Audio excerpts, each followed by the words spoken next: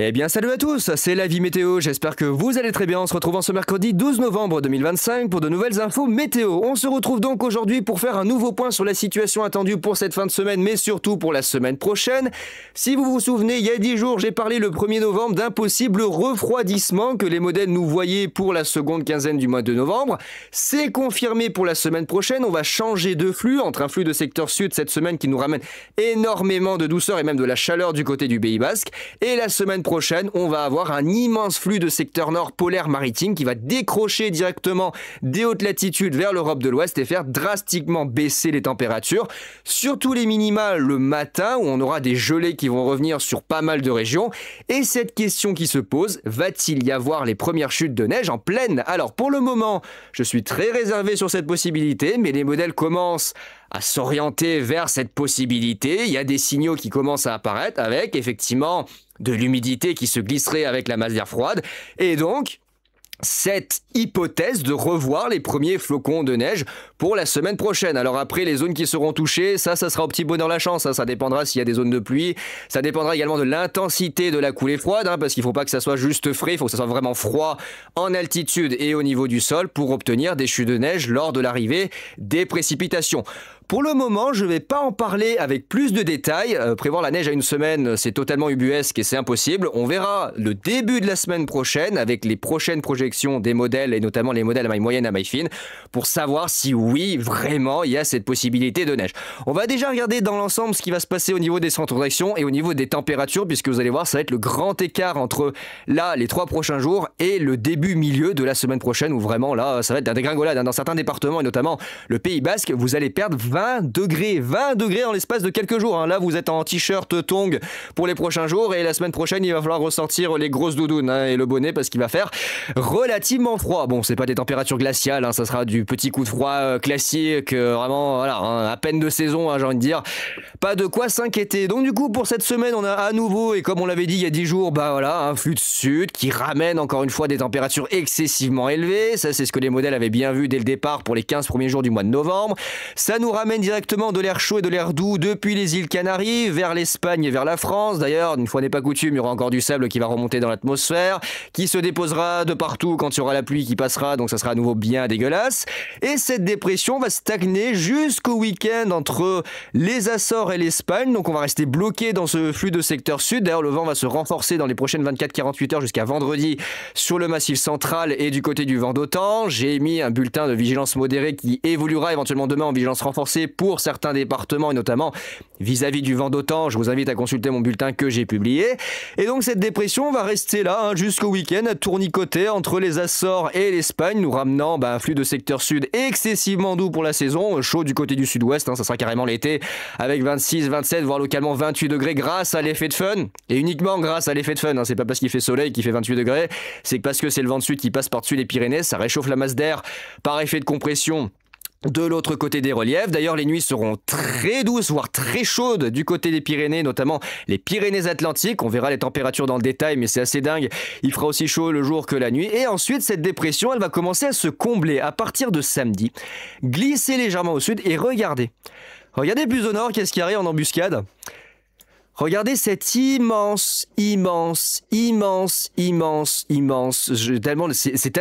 tellement grand, j'ai pas les mots.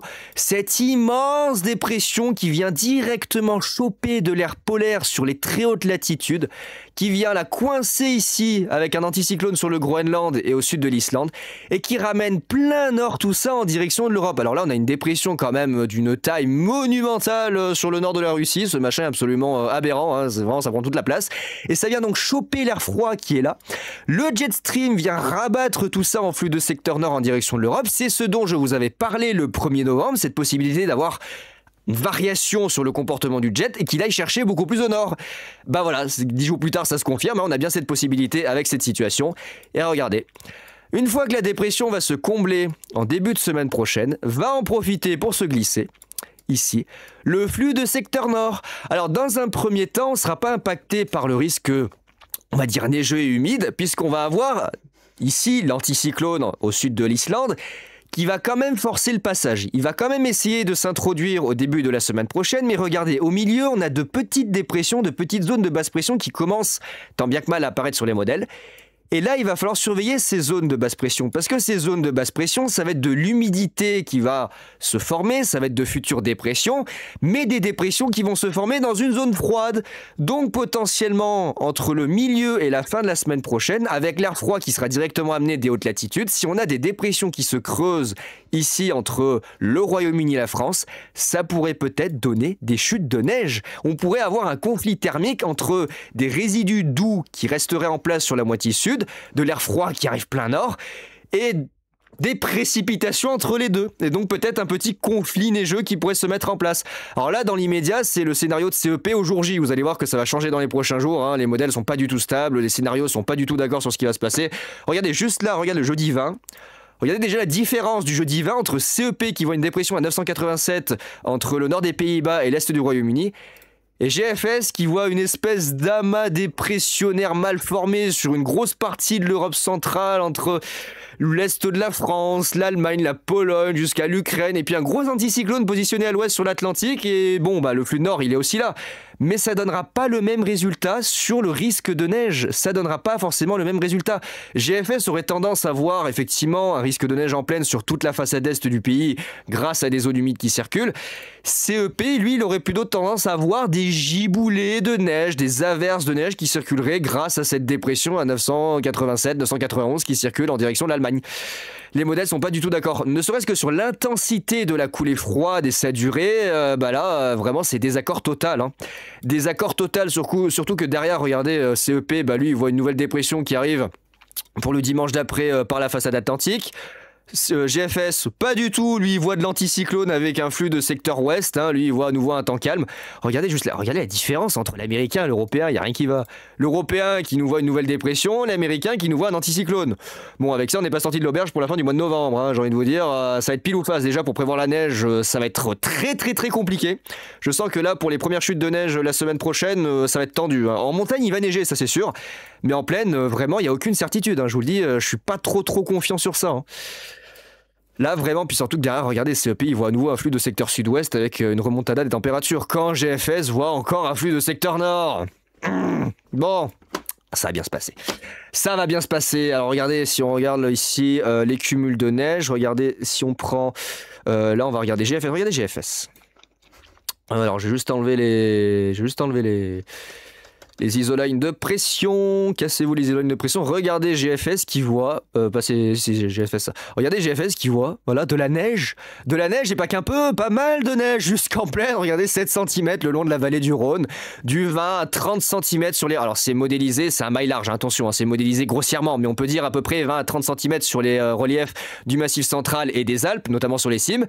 Éventuellement 5 à 7 cm en pleine le long de la vallée du Rhône, le Val-de-Saône, en direction des Vosges, du Jura, en direction du Nord-Est, regardez, en direction de Champagne-Ardenne.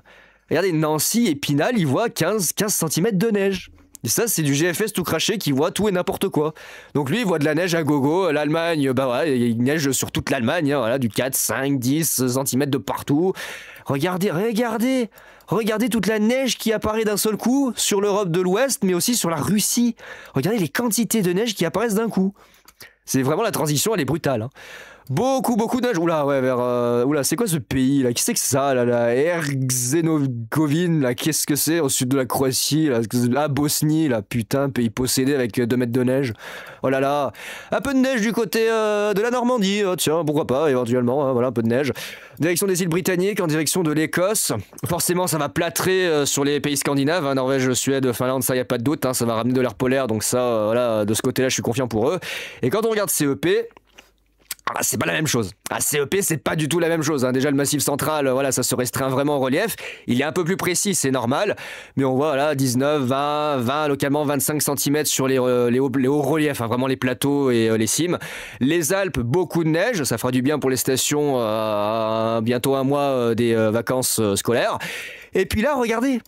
Là, regardez ces petites traces de neige de ci de là sous forme d'averses, de giboulées sur le nord-est du pays, entre la Normandie, l'Île-de-France, les Hauts-de-France, les Ardennes, Champagne-Ardenne, le nord-est en direction de l'Alsace, les Vosges, le Jura, partie de la Belgique, une grosse partie de l'Allemagne, en direction des îles britanniques également, jusque du côté de Londres. On voit très bien que l'air froid descend très très bas, même du côté de la Méditerranée. Il neige quasiment du côté des Alpes italiennes, en direction des Pyrénées, un petit peu sur l'Espagne. Donc là, il n'y a pas de certitude sur ce qui va se passer. Il va falloir attendre, je pense vraiment, je vous le dis, début voire milieu de semaine prochaine pour confirmer ou non cette coulée polaire avec la possibilité de neige. Bon, on voit très bien, regardez tout ce qui descend, regardez la Norvège, la Suède, tout ce que ça va plâtrer, surtout la Norvège qui va prendre côté relief. On voit très bien, regardez, on a même un effet ici, on a une coupure avec les îles Féroé. Regardez, on a une coupure, il neige au nord, forcément c'est bloqué, et puis là on en a moins par un effet un peu, on va dire un peu de fun. C'est impressionnant, la coulée froide d'un seul coup entre cette semaine et la semaine prochaine. Tempête de neige également du côté du Québec, du Canada. Là aussi, il y a eu coulée polaire, ils ont eu le retour de la neige. Je voyais sur TikTok là, les gens au Québec et tout qui montraient la neige qui était de retour. Ils sont contents, mais bon, voilà, il neige déjà. Et nous, peut-être la semaine prochaine. À voir. Avec du coup les températures qui ont bien baissé. Alors pour voir les températures, je vais aller sur Météo Ciel plutôt que sur Windy, juste pour vous montrer, regardez la différence entre cette semaine, on va être sur des températures, regardez les anomalies excessivement chaudes, et la semaine d'après, où ça va devenir tout bleu. Tout bleu. Voilà. Vraiment, le choc, il est assez impressionnant. Là, on va avoir, regardez, du 24, 25, voire 27 degrés, on va le voir avec Arôme du côté du sud-ouest. Globalement, entre 18 et 21 degrés sur une majeure partie du pays, flux de sud oblige. Ça reste doux jusqu'au week-end. Et là, regardez, hop, et regardez, le flux de nord qui pousse, et hop, ça baisse, et ça baisse. Et là, les gelées reviennent, moins 4, moins 3, moins 4 degrés.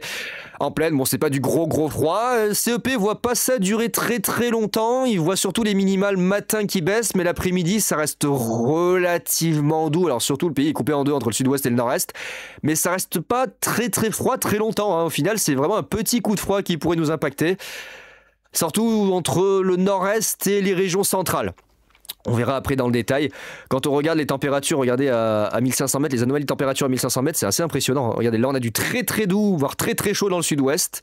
On a l'air froid qui est en embuscade au nord, on le voit très bien, qui attend justement d'arriver. Et là, paf, ça descend, et hop, ça vient s'installer sur nous pour la semaine prochaine avec potentiellement une belle baisse de température et éventuellement ce risque de neige. Bon, a priori, ça va pas durer très longtemps, puisque pour la fin du mois de novembre, vas-y, rebelote, à nouveau flux de secteur sud et à nouveau de la douceur. Et puis l'hiver, il est bien loin, il est vraiment dans les oubliettes l'hiver.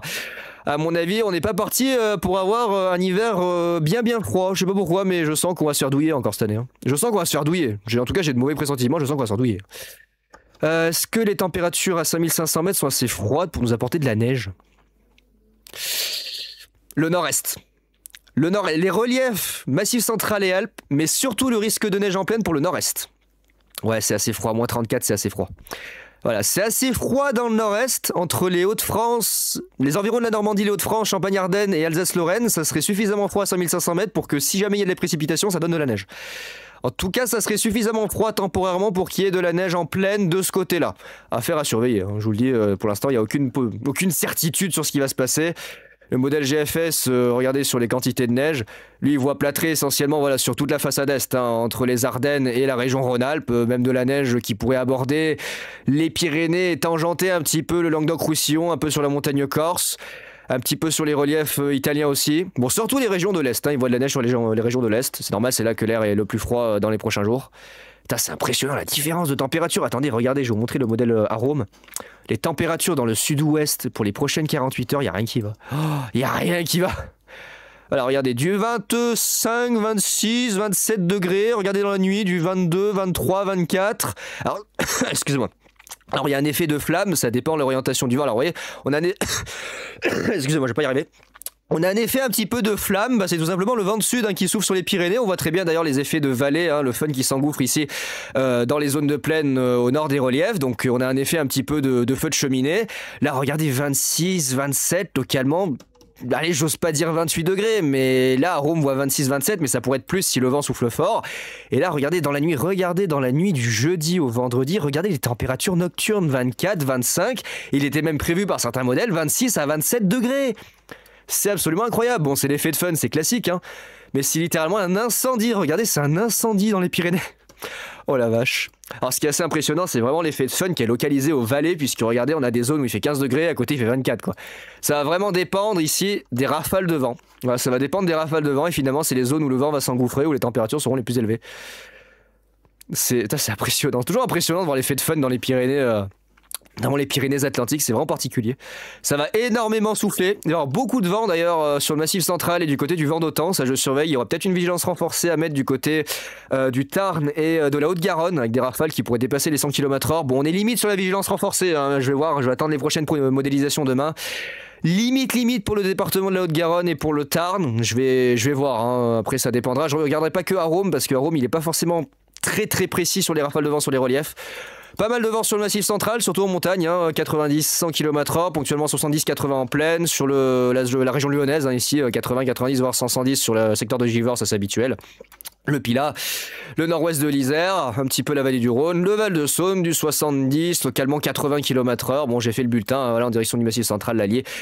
Le Puy-de-Dôme, ça va s'étaler également en vent de sud-est, plutôt vers l'Aquitaine. Hein, on voit entre le Limousin ici et le sud de Poitou-Charentes, le sud-est de Poitou-Charentes, des rafales entre 70 et localement 75-80 km/h. Donc vous allez sûrement passer en vigilance modérée dans les prochains bulletins, puisque c'est annoncé entre demain et vendredi cet épisode de vent fort. Et puis après, on surveillera ensuite les refroidissements pour la semaine prochaine.